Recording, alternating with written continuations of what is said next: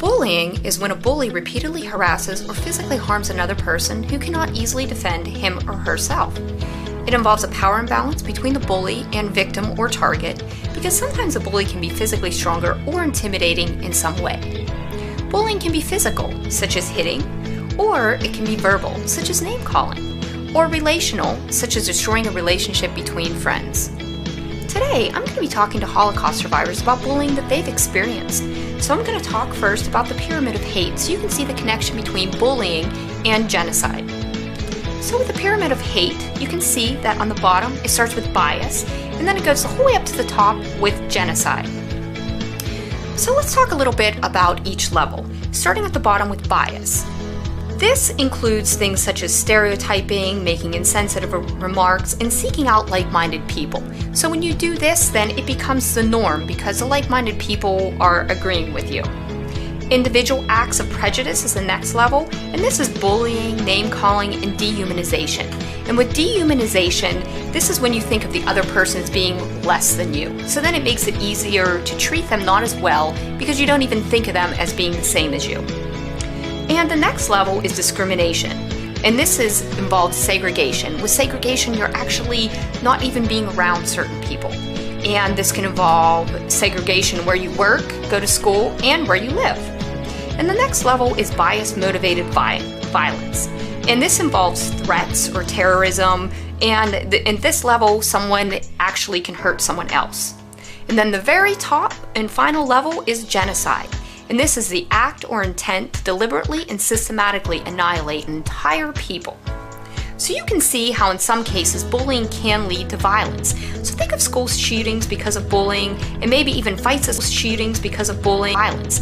So think of schools as bullying can lead to potential to lead to violence, but it also can cause the victim or target, the bystanders, and even in some cases a bully to feel angry, depressed, or suicidal. So it's important that we all work together to try to stop bullying. Bullies need to be corrected and taught how to be kind and empathetic. Victims or targets need to learn what to do if they are bullied. And bystanders need to understand that they have an important role in sticking up for the victim or target, getting help from adults, and not supporting the bully.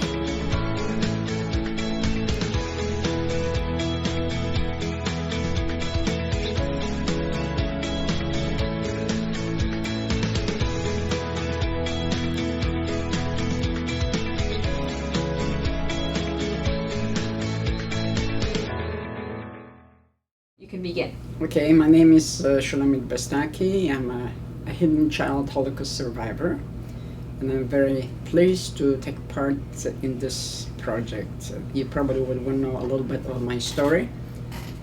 I'll mention just the core part of it, not what I usually do when I speak, when I make my presentation. I was born, to be exact, on August 25th, 1941, 2 months and 3 days after the Nazis, the German army, entered that area on their way to conquest to what was then Soviet Union, Russia today.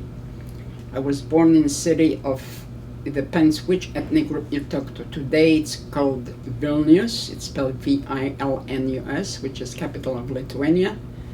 Before it was part of the Soviet Union, so it was part of the 15 republics of Soviet Union, so it was the Lithuanian Republic of Soviet Union.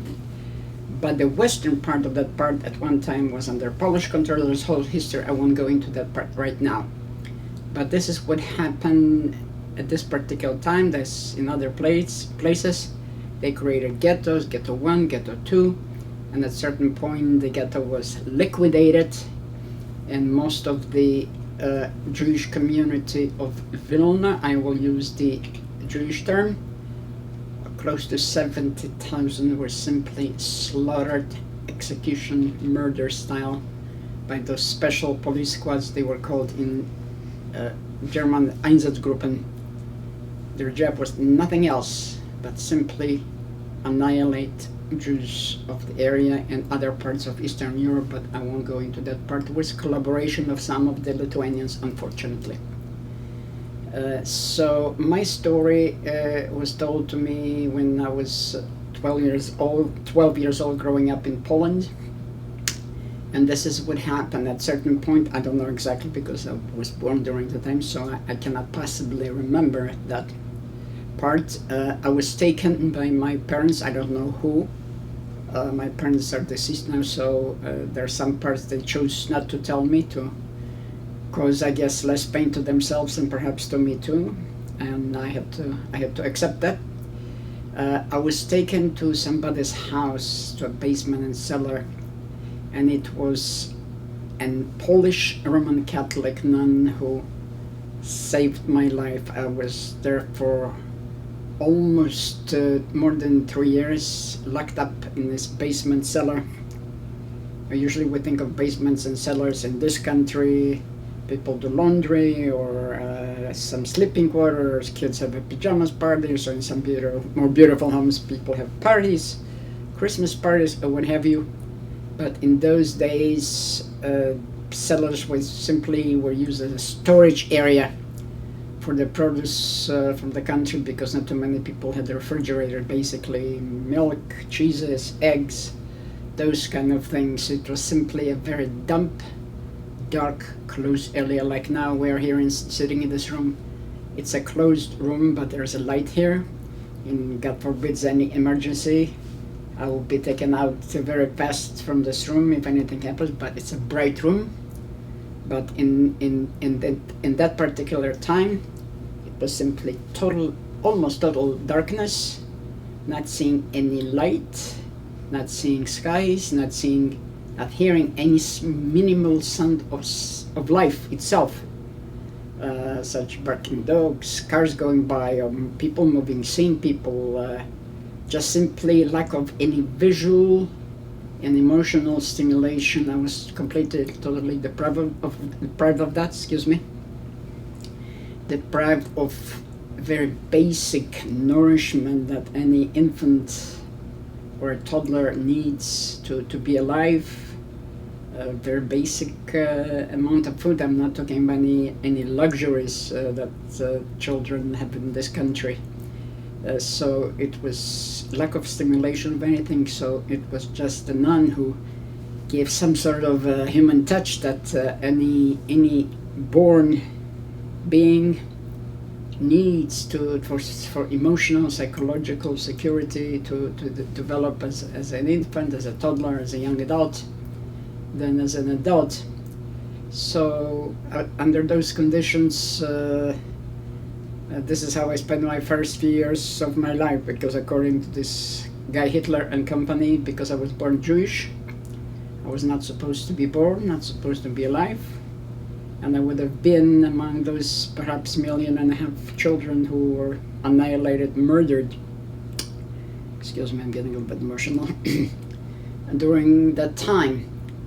So, and what happened here at the very end of the war, in that part of Eastern Europe, Russia, what was then Soviet Russian army, they were marching, going towards the west, through the western part of Lithuania, then Poland to Germany, and they are the ones who liberated that area from the Nazi occupation. And this is kind of an interesting story here, the story of the hidden children. Parents at a certain point knew that the end will be probably to the children, because they were the first one to be annihilated, and the elderly. So they made every possible effort, if they could, when they could, to at least make some steps to save their children and give them to non-Jewish family. This is one of those other tragedies of the Holocaust. And this was kind of my case. So what happened here, I was taken by this nun, as I was told later. She bundled me up and put me on the banks of the river, and there was some Lithuanian fellow who took me to a Lithuanian Catholic orphanage, because I'm saying Lithuanian because there was sizable Polish population in the area, but both Poles and Lithuanians are by and large Roman Catholic. And this is like I'm saying, God and luck were on my side again. Why? I will never know the answer to that question. I actually stopped myself asking that question because I don't think there is an answer. And this is what happened here. My parents made it, survived. My father was elected, my late father, he died in 85. I was electrical engineer, so that's what kind of saved his life in a local labor camp area, not in a concentration camp. And so it was easier for men to look around for things, and because what happened, that sometimes the Russian soldiers behave very badly, particularly towards women, if you know what I mean. So it was easier for men. It was mayhem at that time. No law and order because the Nazis were there, the Russians came in. So he didn't apparently find me where I was at, so he purely by luck walked into this orphanage. Purely by luck, at God's hands, luck, combination of the two, whichever way we want to interpret this. And he obviously didn't recognize me because I changed. Children develop rather fast during that first few stages of their development. I was given some kind of a Lithuanian Catholic name. I don't remember now what it was. But this is the very important part, because I did not respond to he called me by my first name, which is Shulamit. I'm named after my paternal grandfather, that would be my father's father, whose Hebrew name was Shlomo. That's equivalency of English Solomon. But the miracle, I call it miracle, another miracle, I guess. And my father knew that I have a birthmark. He knew exactly where it was, and that's how he recognized me. If it wouldn't be, that's a very important part here for me. If it wouldn't be for that birthmark, who knows what would have become of me. I was born to generations and generations of Jewish family, traditional family from my grandparents. And here this event took place, so I don't know where exactly we were united, but people always ask me where the earliest time I remember being scared of a lot of things that normally a child in his development gets used to. I remember there was a telephone. I would react to the sound of it, and there was a train toy that they wanted up. There were not too many toys, and I overreacted to it, kind of not knowing what to expect. Even to this day, I don't particularly like when there's a little bit of noise, like when we were closing here the door, because somehow normally somebody else wouldn't react the way I do, but it's probably most likely remnant of that particular early stage of my life. So then we were able to go to main part of Poland, because the borders changed after the end of the war in 1945. I had to undergo into facilities rehabilitation because I was really in bad shape, because I was deprived. For example, one aspect that is healthy and important for child's development, sunlight. I had none of it. So I remember being in two facilities, and my mother was telling me years and years later already here that actually one of those facilities had to be protected by men with rifles, because there were some local elements who, even though the war was over and Poland suffered immensely, there were anti-Jewish, anti-Semitic elements that wanted to do harm to us. Why? It's over. And let's live in peace here in harmony and enjoy life since we survived. So I just kind of went through school, and later on a decision was made as a teenager to go to Israel, lived there for about 5 years, then came here. There's a whole story. Well, because I never thought of that way, but I thought of bullying as what happened during the war. This was the highest degree of bullying, because in the form of persecution by one group of people against other group of people. Jews were bullying because they were Jews. They were bullying out of their jobs, out of their professions, out of their businesses, out of their homes, out of their lives. There was bullying even at the very end of death, like those massive grave sites where Jews were executed. That to me is in some way a form of bullying, because these people, individuals, men, women, and children, were totally, completely defenseless. only because they were born Jews. Because to me, it was simply bullying is a result of hate. So to me, Holocaust and what happened there, excuse me, let me get a drink, was the highest degree of bullying, of prejudice, of distraction. This was not as horrible as bullying is in this country, but hate can lead to this. Later on, when I was growing up in school in Poland, I was, if I remember that, in ninth grade to be exact. It was not physical, but it was verbal, again, because I'm Jewish. And what happened here, we were studying ancient history, ancient Rome, Greece, and what was then Palestine, today state of Israel. And we had to do homework, and then in those days we didn't have those multiple choice questions that I don't particularly like. That's just my personal statement. We had to do the homework, study, and the teachers call students, pupils, and ask questions to see how much we know. And so this was a history teacher who demonstrated again that she had inside of her some of the anti-Jewish feelings. She didn't say it, but the way she responded to this particular situation. She didn't say, show me where is ancient Rome, ancient Greece. She specifically asked me to show where is ancient Palestine. And what happened next, there was this kid, I remember him to this day, he was sitting right there as you enter the classroom, right by the door. There were at those times just 2 desks and 2 people, students per desk. And he goes like this, you should know where Palestine is. And the teacher did not respond, so I got nervous because I always like, and to this day, like history and geography, because you cannot study particularly the Holocaust and history without studying geography, because through the centuries borders change, different owners, I call it the landlords of countries. So it's important to know what was where and which borders.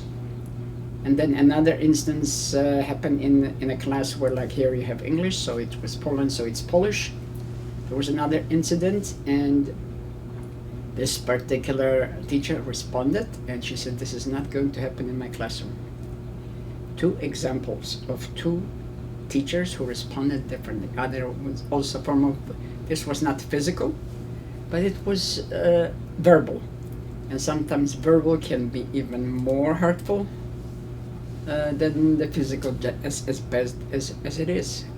Another form of bullying was, again, a hateful type of thing, and my father was involved when we moved within this one city in a social project of building a soccer field for the school, because there was no soccer. Soccer is very popular in Europe, just like the football and baseball in this country.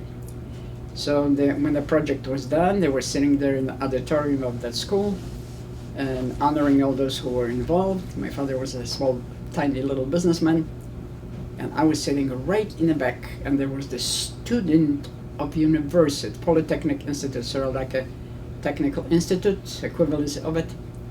And I remember to this day, I knew that he was a university because they all were wearing different hats, and you could recognize which institute or institution he was student at.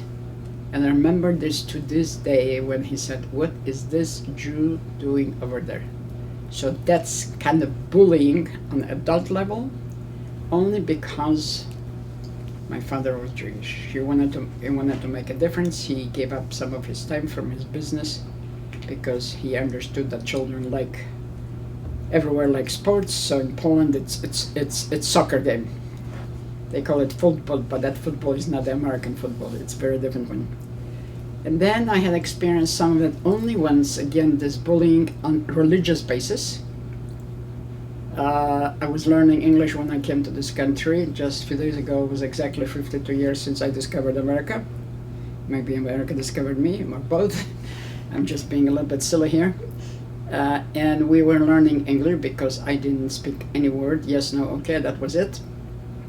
And there was this Italian fellow who goes like this, I don't like you. Well, who says you have to like me? Why don't you like me? Oh, you killed Jesus. Well, that's an old story. That's another form of kind of bullying, anti-Semitism. So I decided to be a little bit on so-called funny side, I said, well, Jesus died, was buried some 2,000 years ago. If I kill him, do I look to you that I'm 2,000 years old? So I had to answer that way. Another instance, not too much of it, but it was also verbal. I call it anti-Semitic statements, also a form of bullying, but this time by adults. But where does it start? It starts from earlier, from the way they were raised, grown up, or taught it at home. I very strongly believe in that. And I was visiting this convent. I have a friend of mine who is a Roman Catholic nun of Polish heritage. We've been good friends for many years. And I had lunch there, and this one particular sister asked me, where do you live? And I said, Squirrel Hill. As soon as I said Squirrel Hill, I knew what's going to be next, and unfortunately I was right. Well, is this where the rich Jews live? And when I go to schools, I always say, speak up when something is not right. Don't be a victim, victimizer, or bystander. And you need to, so instead of screaming and yelling, I decided to be the social work head on me. And I said to her, sister, I found what you said unacceptable. Because this kind of thing should not be happening in the 21st century. In schools, you have bullying on different bases for different so-called reasons or situations, but I call anti-Semitism a form of bullying. My mother, my late mother, she died when she was 95. She was one of those few very lucky women who grew up, was born also in that area, who as a woman, as a Jewish woman, was accepted to the university, local university, but still the Jewish students were experiencing prejudice. They were forced to sit in the back of the classroom. On the university level, that's form of bullying. And also, when she finished her degree, it's not like here we have bar exam. In those days, you had to pass your exams in front of the judges. So she had 2 strikes against her as a woman and as a Jewish woman. Luckily for her, she made it. But that's again, hate, whether it's racism or any kind of ism, is a form of bullying. And it makes no sense. When I speak to the students, I always say hate is such a waste of your energy and strength and time. If young children have lots of energy, so they can use that energy to do something good, and themselves will feel better by making a difference, by responding. If they cannot reach and don't know how to handle the situation, they should come to the adults, and they will help them how to deal with it. Family to synagogue, not pushing anybody's religion on anybody, but simply respect and acknowledging that the difference. And I give him example of my friendship, for example. Too bad that Ahmed is not here, he would have liked to hear that. I have a friend who is neither Jewish, neither Christian, but a Muslim. And it's again a concept of tolerance, opening yourself to others, learn something about them, and I feel that I am a better person because I have friends who come from such diverse background. I have this friend of mine in Willing who says, Shulamit, I don't have to go to United Nations, you're the United Nations. This friend of mine is a Muslim from Egypt, so when we met some years ago, I said, where are you from? I'm from Egypt. I said, well, I came from Israel. So I said, oh, that makes us cousins. So her mother, well, if you two are cousins, then I'm your aunt. And here you have a Muslim person reaching out to us Jews, and to a Jewish person, showing each one respect. For a Jewish holiday, she would call me up and wishing me Happy New Year with some kind of a way it's saying in Arabic that is actually similar almost to Hebrew. And how do you find out? Because you reach out to that person. And she's not doing very well, and so I checked on how she's doing. So I said, I want to send you a big hug. Just don't forget, I love you very much. So here we have a Muslim person saying to the Jewish person, I love you. And I value this friendship very much. So it's simply reaching out to others, accept the difference, whether it's as long as just be respectful, and I feel that that will make them a better and richer person.